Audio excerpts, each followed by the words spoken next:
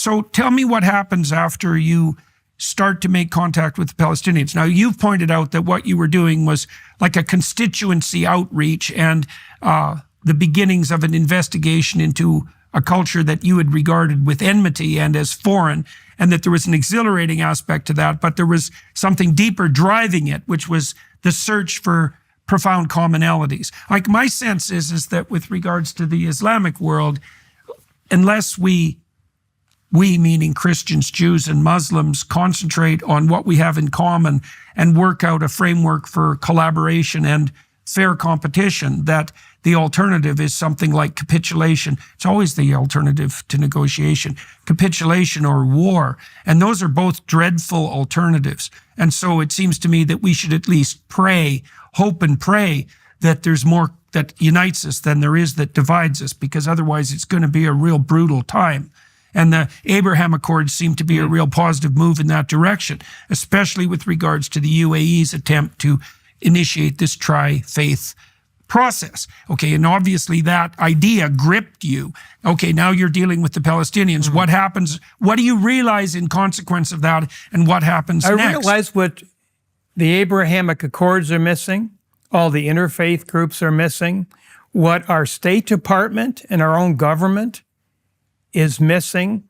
It's what I would call the fifth track of engagement, but is a missing dimension in statecraft. And that is not speaking about religion or even spirituality, but rather, since especially Muslims are deeply spiritual people, and they respect and honor one who brings faith to them in a way that's respectful. And one of the... So I did a talk with a pretty radical Muslim character in the UK, Muhammad Hijab.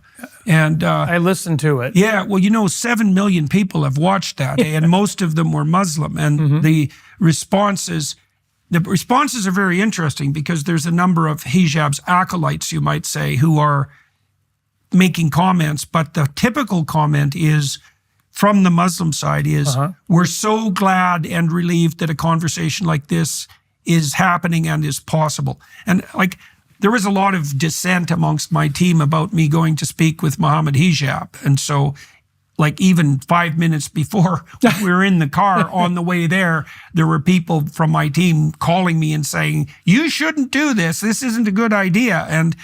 But it turned out to be a good idea, because the conversation struck a chord and did indicate that the kind of dialogue that you are describing is not only possible, but necessary and welcome, especially on the Muslim side. The Muslims, the people who commented in particular, and the people who were there, seemed very relieved and excited that a serious conversation about at least quasi-theological matters was possible, and that could be done respectfully. They were pleased to be, invited to the table for the discussion, something like that. Okay, so now you're seeing that when you're talking to the Palestinians, and now you're starting to broaden out your contact network, I presume. Yes. Okay, so what happens after that? Well, besides, the idea of the sonship of Jesus can be mitigated to a hair split between Muslims and Christians. And then they'd bring up other issues.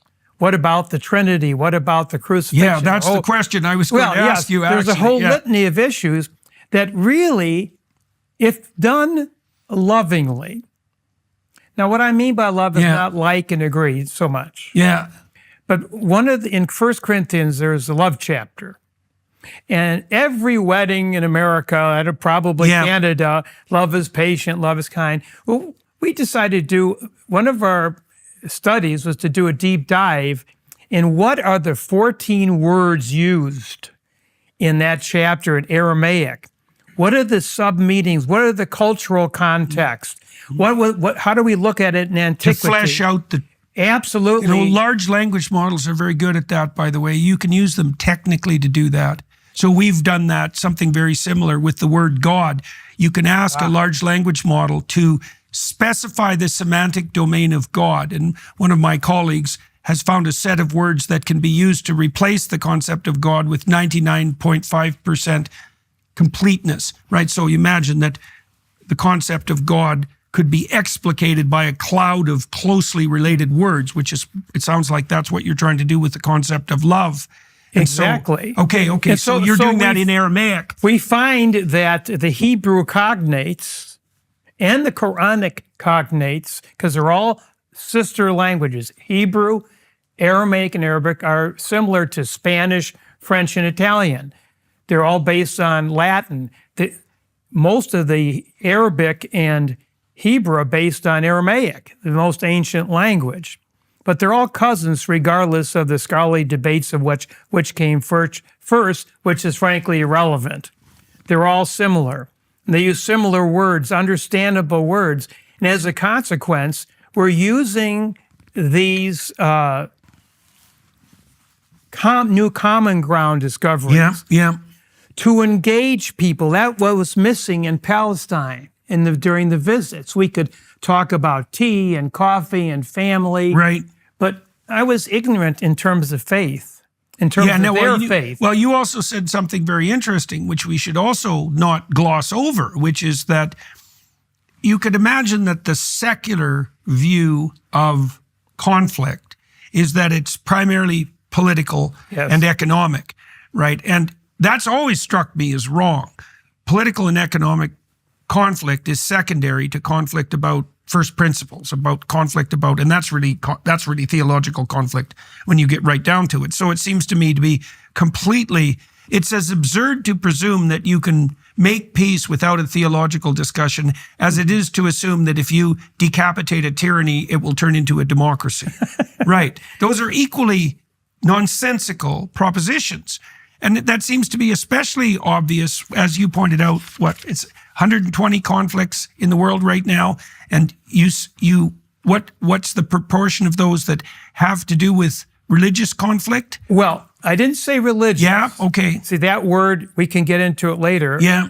Is a word I hardly ever use. Okay. With respect, because I know you use it frequently. Yeah.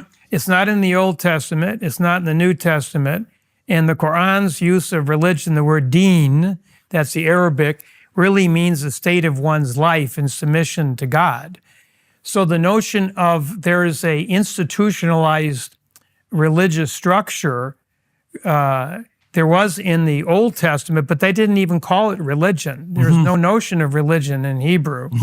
And the only time religion's mentioned in the New Testament, this is important backdrop, I hope, is in James when it says true religion is helping widows and orphans and keeping yourself unstained from the evil of the world, which is what I believe is the real Quranic jihad, incidentally, as an anecdote. But getting back to it, the word is in Aramaic is ministry, not religion that implies creeds, doctrines, hierarchy. That's right. And so forth. And religions divide people. Even tribes divide people. People are divided by so much besides religion, and even denominations can divide people. Yeah. But I found one thing that unites people, including a story and you might read in the book about the Dalai Lama, and that's Jesus.